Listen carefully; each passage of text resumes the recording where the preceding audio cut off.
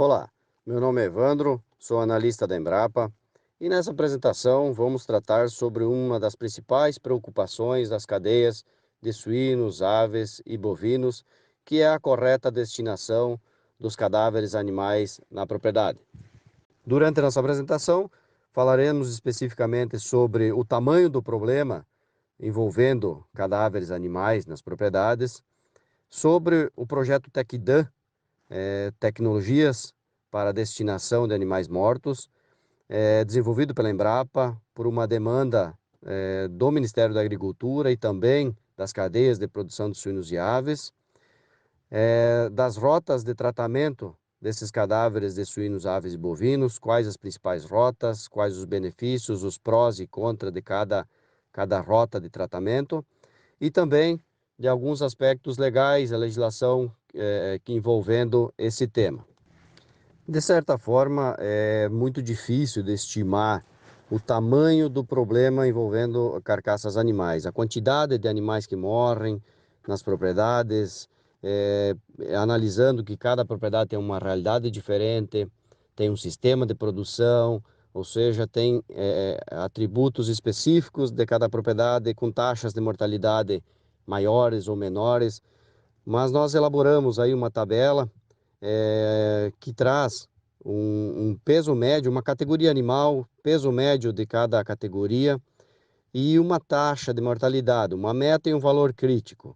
O que seria a meta? A meta seria um valor que se busca, né? Aquilo que se quer alcançar em termos de taxa de mortalidade. E o valor crítico é um número que, quando alcançado, deve ser analisado com calma pelas equipes responsáveis pela propriedade, pelos técnicos envolvidos no controle aí de mortalidade e na assistência técnica, né? Para que sejam tomadas algumas precauções e algumas medidas para evitar que esse valor passe desse valor crítico. Esse já é um valor bastante elevado. Então, a meta para frangos de corte está na tabela, 2,5%, né? Para suínos, leitões em maternidade, 6%, suínos em leitões em creche, 1%, suínos em terminação, 0,6%, suínos, matrizes e reprodutores, 1%. Então, temos essa meta aí como média de mortalidade de animais mortos, o que gera algo ao redor, se nós somarmos aí tudo que é produzido nesse país, todas as granjas produtoras, algo ao redor de 1,2 milhões de toneladas por ano de carcaças animais que devem ter um destino adequado. Considerando os valores de mortalidade média constantes na tabela anterior, podemos estipular uma quantidade de animais mortos por ano.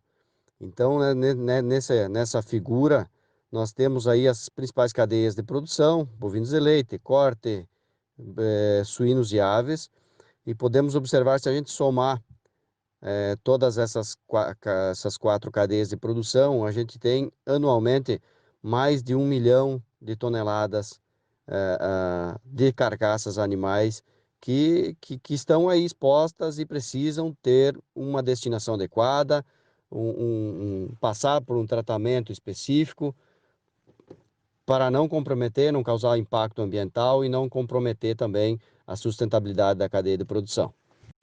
E o porquê de tanta preocupação? É de conhecimento que essas carcaças, quando não destinadas e quando não tratadas adequadamente, elas são um importante fator de risco sanitário para as cadeias de produção de suínos, aves e bovinos. Então, esse é um principal fator aliado a questões ambientais e também envolvendo a saúde do trabalhador rural e dos consumidores, né? Então, esses são os principais fatores que geram uma preocupação enorme dentro das cadeias de produção. Aliado às questões sanitárias, também outra preocupação enorme são as exigências do nosso mercado importador. Então, exportamos para praticamente o mundo todo carne de extrema qualidade, porém, as exigências são cada vez maiores e o mercado consumidor muitas vezes quer saber como é que produzimos nossos suínos, aves, bovinos, o que fizemos com os resíduos, as questões ambientais. Então, precisamos ter sempre bem claro essas questões e tomar as decisões corretas para evitar problemas ligados a essa questão comercial. Frente a todas essas demandas ambientais, sanitárias, vindas do setor produtivo, demandas por informações técnicas, vindas do Ministério da Agricultura para subsidiar a normatização das ações e ligadas ao recolhimento, à destinação correta, ao tratamento dessas carcaças, foi criado o projeto TecDan, Tecnologias para a Destinação de Animais Mortos. Esse foi um projeto liderado pela Embrapa Suínos e Aves, com participação da Embrapa Gado de Leite e do Ministério da Agricultura. Esse foi um projeto amplo, um projeto que tratou sobre os principais problemas enfrentados e ligados a esse tema, problemas ligados a riscos ambientais, transporte, rotas de tratamento, ou seja, o que fazer com essas carcaças a partir do momento que elas estão expostas na propriedade.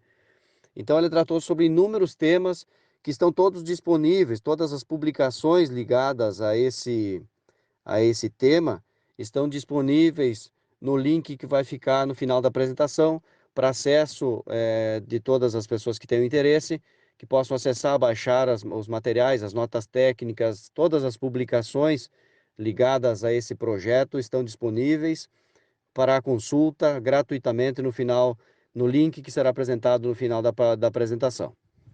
Então, o que fazer com isso? Essa é a pergunta que sempre se faz. Então, o que fazer com os resíduos aí, com a carcaça de suínos, aves, bovinos?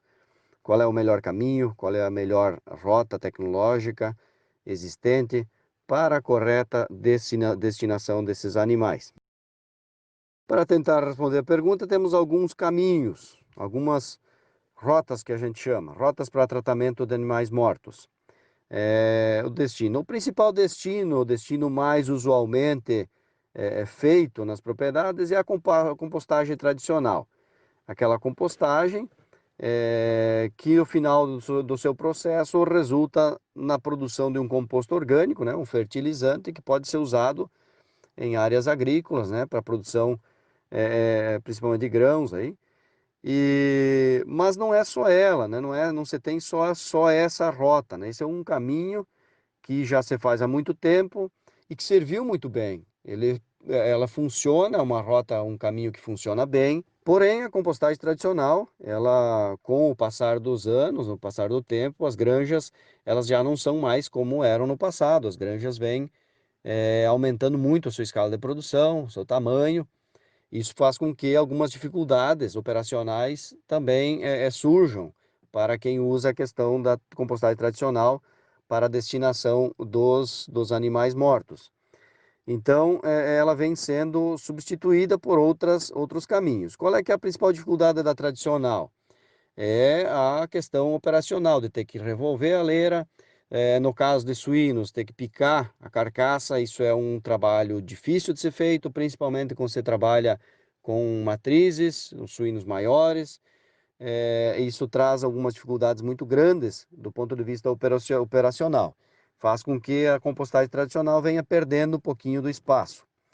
Para substituir, temos a compostagem acelerada, ela é um processo um pouco mais rápido. Também, ao final do processo, ocorre a produção de composto orgânico, né, que é um adubo, um fertilizante orgânico, que pode ser usado na produção de grãos também, na agricultura. A vantagem dela é que ela já normalmente vem com um moedor, um triturador acoplado, e essas carcaças maiores já não precisam ser abertas manualmente, elas são trituradas e são processadas. E dentro de entre 21 a 28 dias, pode-se ter já o processo de compostagem concluído, faltando aí um tempo de 30 dias para estabilização do material. Outra possibilidade de destinação das carcaças é a biodigestão. O uso de biodigestores para processamento, tratamento dessas carcaças. Isso produz energia, né, biogás, e biofertilizante também ao final do processo. Então, é possível usar uma carcaça em um biodigestor para a produção de biogás? Sim, é possível. É claro que exige que sejam tomadas algumas precauções, como, por exemplo, o tratamento térmico pré-biodigestão. Então, antes da biodigestão, tem que ser feito um tratamento adequado nessa carcaça para inativar patógenos e após isso, sim. Então, é possível usarmos a biodigestão como uma rota interessante aí, uma rota para o tratamento dessas carcaças. Mais uma rota seria a incineração, ou seja, essa rota, esse caminho, ele é usado muito em carcaças com risco biológico, ou seja, carcaças que já foram atestados que têm algum problema sanitário, tem alguma doença infecciosa grave, então ela é destinada para incineração, onde é claro que tem que ser usado incineradores específicos para isso, os incineradores usados para esse processo, eles elevam a temperatura da carcaça a 800 graus em uma câmara e a 1000 graus em outra câmara, e isso faz com que inative todos os patógenos existentes. E tem normas para isso também. Existe uma norma para os incineradores e deve ser seguida para quem optar por esse caminho. Outras pesquisas também em andamento, tem uma série de pesquisas que o projeto ainda está, mesmo sendo finalizado, o projeto TecDan ainda tem alguns caminhos que estão sendo percorridos e algumas rotas ainda podem ser usadas no futuro a partir dos estudos que já existem, né? Alguns caminhos então estão em andamento. E também tem a questão do recolhimento dessas carcaças para uso em centrais de recolhimento, para produção de farinhas e para ser usadas como base para fertilizante. Então é possível ser recolhida também, existe a normatização para isso, que eu vou deixar também no final da apresentação. Eu vou falar um pouquinho mais sobre cada rota, né? Cada caminho que pode ser usado como destinação dos animais mortos. A compostagem, então, tradicional é a primeira delas, é a tradicionalmente usada. Então, tá aí algumas fotos aí das composteiras, né? Tem a questão operacional, que é um principal problema. A produção em grande escala é um dos entraves, né? Quanto maior a produção, a escala de produção, maiores também serão os desafios, vamos pensar em mão de obra, né? Dificulta bastante. Mortes catastróficas, por exemplo, não sanitárias, por um exemplo, falta de energia elétrica em um aviário durante muito tempo, isso pode causar uma mortalidade enorme de animais, e isso a compostagem dificilmente vai conseguir dar conta, a estrutura, o dimensionamento das composteiras nas granjas dificilmente daria conta de todo esse material. Então, esse é um ponto negativo, né?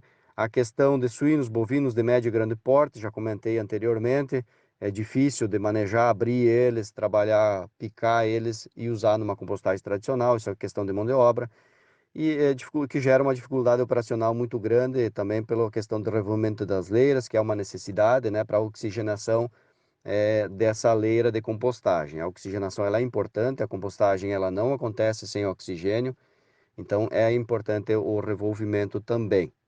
Como uma alternativa à compostagem tradicional, temos a compostagem acelerada, feita por meio dos equipamentos chamados rotoaceleradores. Temos uma figura que já traz acoplada em si o triturador, então uma carcaça de grande porte, médio porte, ela pode ser triturada e ser colocada dentro, tudo automaticamente dentro do rotoacelerador, onde vai ficar entre 21 a 28 dias para acontecer o processo de compostagem. Após isso, ele tem um período de 30 dias que ele fica fora da estrutura e fica, que é o período final de estabilização do material, e aí sim ele já pode ser usado na agricultura como fertilizante. Esse sistema é indicado para mortalidade, para atender a questão da mortalidade em grandes sistemas de produção. É uma condição prévia que se faça a trituração do material, tem que dispor de equipamento para isso, né? Então tem que ter vamos dizer, o ponto negativo do sistema é que tem um custo, os equipamentos têm um custo de aquisição, então isso pode onerar um pouco os custos, né? Mas tem a vantagem de acelerar o processo de compostagem em relação à compostagem tradicional. A trituração tem a função da redução do volume do material, né? Tritura, moe, aumenta a eficiência dos sistemas de tratamento, daí, do processo de compostagem. Reduz a mão de obra no esquartejamento das carcaças, é um dos principais, né? Em função de que esse é o principal dificultador da operação de compostagem manual ou tradicional nas propriedades aí quando que envolve uma carcaça de maior porte. A biodigestão anaeróbica é mais uma rota de tratamento de carcaças animais. É claro que a carcaça não pode ser jogada diretamente dentro do biodigestor sem um pré-tratamento. Esse pré-tratamento consiste na trituração da carcaça e posterior submetimento dela a um aquecimento por 2 horas a 70 graus centígrados pelo menos. Então esse sistema ele é um sistema que necessita do pré-tratamento em função de que o biodigestor não trata o material que passa internamente a ele. Ou seja, se a carcaça estiver contaminada com alguma bactéria, vírus, ela vai passar por dentro do biodigestor e ao final o biofertilizante que sai no final do processo de biodigestão, ele permanece com o patógeno ativo. Ao contrário do que muitos pensam, o biodigestor ele apenas produz biogás, ele não vai fazer esse tratamento, essa eliminação de possíveis agentes contaminantes. Então, por isso a importância de se fazer o pré-tratamento.